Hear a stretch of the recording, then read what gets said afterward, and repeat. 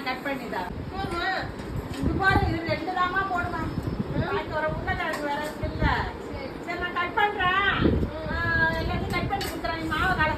விஸ்வந்த், நீ 2 விட்டு வெங்காயம் வாங்கி அவனுக்கு ஒரு வெங்காயம் கொடு. சீவிட்டேன். இது வந்து நீங்க வெங்காயம் வந்து கட் பண்ணும்போது சில டயத்துல பாத்தீங்கன்னா காய் சீவிர கட்டையா இருந்தாலும் சரி, கத்தியால சீவனாலும் பிரிஞ்சு வரும். அதுக்கு நம்ம என்ன பண்ணணும், தோலை வந்து வெங்காயத்தோலை உரிக்காம அப்படியே சீவணும். அதுக்கப்புறம் நம்ம தோலை மேத்தோலை எடுத்துடலாம். நான் அது மாதிரிதான் இப்ப கட் பண்ணிருக்கேன். கடல மாவு நான் எடுத்திருக்கேன். உங்களுக்கு எவ்வளவு தேவையோ அவ்வளோ எடுத்துக்கோங்க. அரிசி மாவு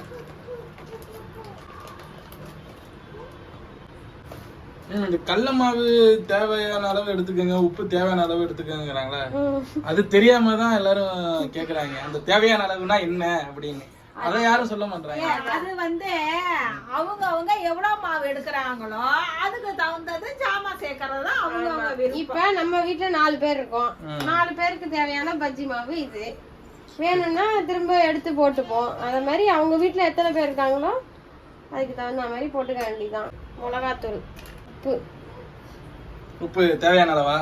தேவையான அளவுல 4 பேருக்கு தேவையான அளவு. பெருங்காயத்தூள், ரொம்ப தண்ணியா கரைக்க கூடாது, ஒரு கொஞ்சம். அதே நல்லா இட்லி மாவுக்கும் தோசை மாவுக்கும் இடையில இருக்கிற மாதிரி கலந்தாதான் நல்லா பஜ்ஜி புசு புசுன்னு வரும். இல்ல நீ என்ன கோரஸா? கோரஸ் இல்ல. ஒரு பக்கம் எண்ணெய் காயுது, ஒரு பக்கம் மாவு காயுது, ஒரு பக்கம் வெங்காயம் காயுது. காத்து போடுமா. இப்ப 2 பக்கமும் போட்டு எடுத்தாச்சு. பொசு பொசுன்னு வெங்காய பச்சி. பச்சி ரெடி. பிரிட்டி ஆகுல. சட்னி எல்லாம் எப்ப மறைச்ச? நீ தூங்கிட்டு இருந்தா உனக்கு எப்படி தெரியும்? அரைச்சாச்சு. அரைச்சிட்டியா?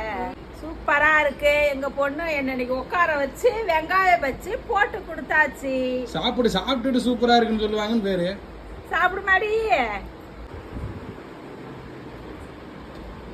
சூப்பரா இருக்கு. எங்க பொண்ணு செஞ்சு கொடுத்தா வெங்காயம் பஜ்ஜி.